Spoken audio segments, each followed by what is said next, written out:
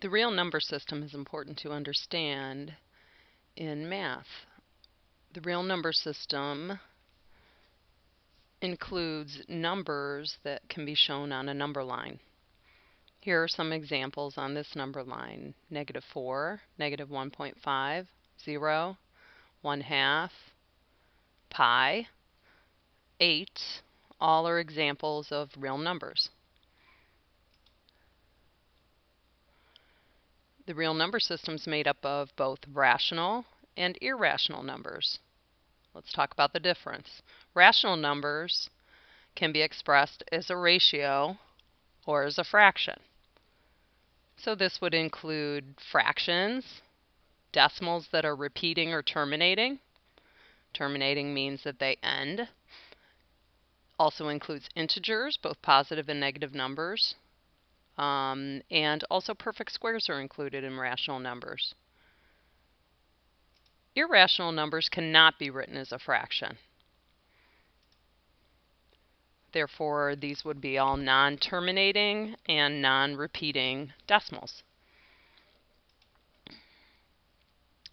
Let's look at some examples of real numbers and see what categories these numbers below would fall into. So let's look at an example of a natural number. Okay, 9 would be a natural number. Natural numbers are 1, 2, 3, 4, 5, and so on, are regular counting numbers.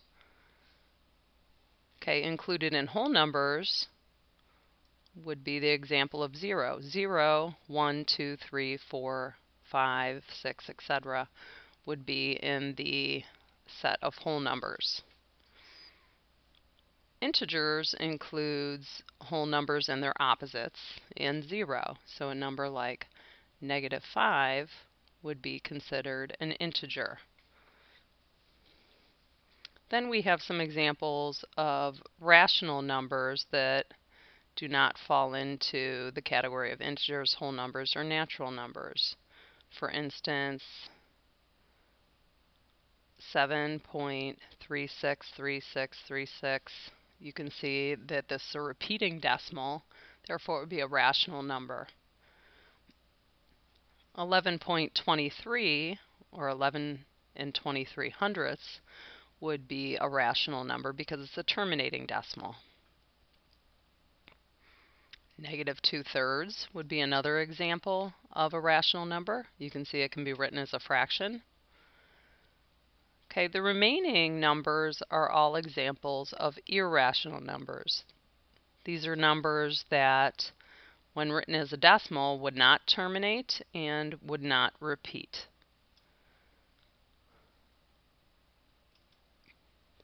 Okay, next we're just going to give some examples of these different types of decimals. Terminating decimals. Okay, looking below, a couple examples of terminating decimals would be 1.25. Okay, we can see that decimal ends.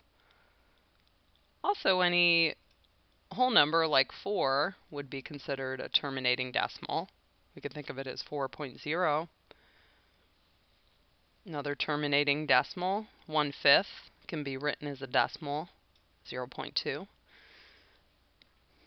Okay, some examples of non-terminating decimals. These are decimals that go on and on, non-terminating. Okay, this would be an example of a non-terminating decimal.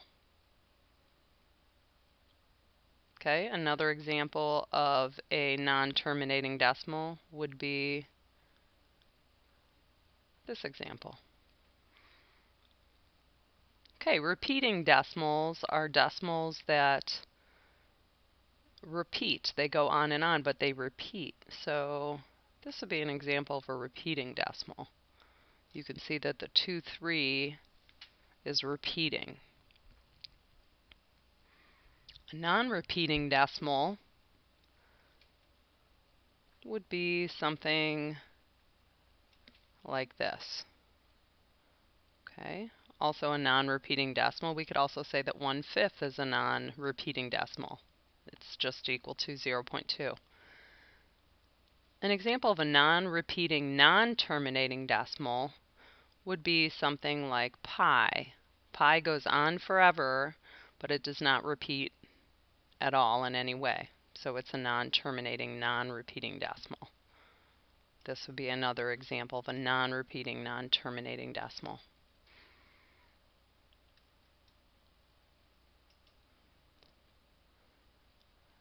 Okay, let's look and see if we can identify the rational numbers. Okay, if we look at the first one, 2 and 5/8. Okay, that would be considered a rational number. You can see it can be written as a fraction. Also, it's equivalent to the decimal 2.625, which is a terminating decimal. Okay, 0.7 would also be a rational number. It's a terminating decimal. The square root of 64, which is equivalent to 8, which is a whole number, would be a rational number. 0.3 repeating is a rational number because it's a repeating decimal. -9 is an integer, therefore it would also fit into the category of rational numbers. 12.03 is terminating, therefore it would be a rational number. And 2 2/7 also written as a fraction, and if we did change it to a decimal, we would see it becomes a repeating decimal. Therefore, the two irrational numbers here would be the square root of 3. Okay, you can see the square root of 3 is a non-repeating, non-terminating decimal. Therefore, we would say the square root of 3 is irrational. Also, pi would be an example of an irrational number.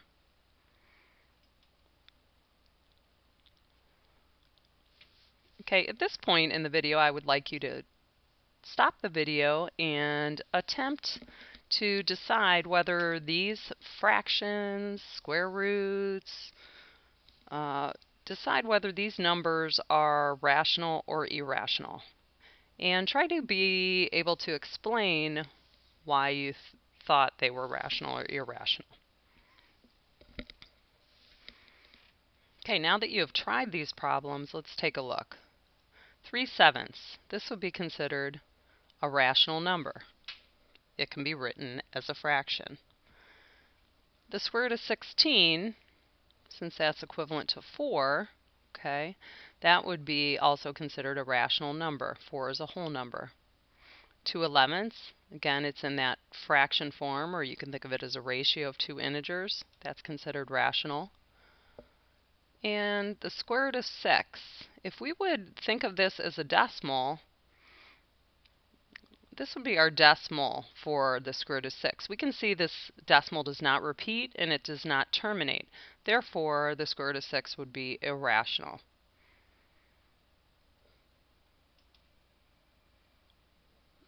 Okay, this is another time in the video when you can stop the video and see if you can order these decimals from least to greatest.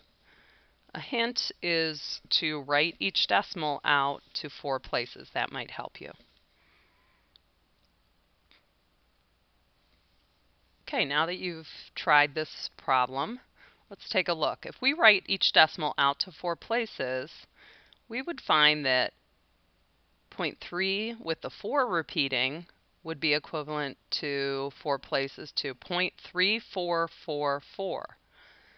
0.34 with a 34 repeating would be the same as 0.3434. 0.342 repeating would be 0.3423, and 0.342 would be 0.3420.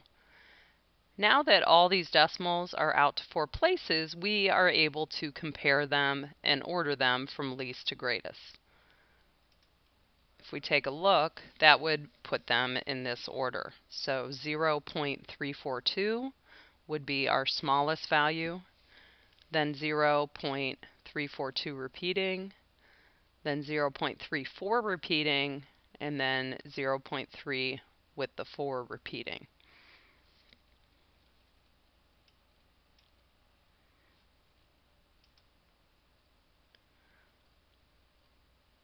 Okay, last, let's take a look at comparing numbers.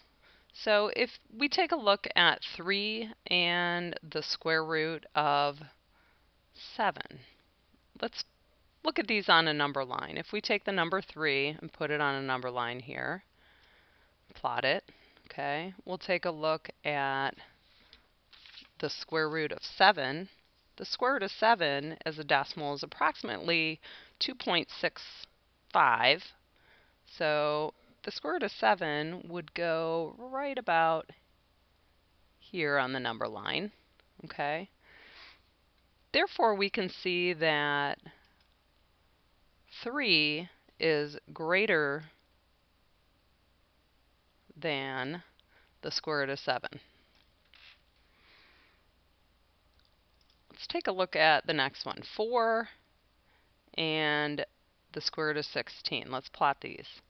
4 on a number line. Square root of 16 is actually equivalent to 4, so they would end up plotting at the same spot.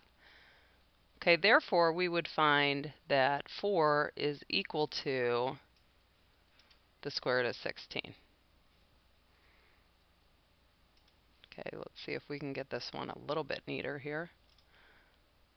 And we found 3 is greater than the square root of 7.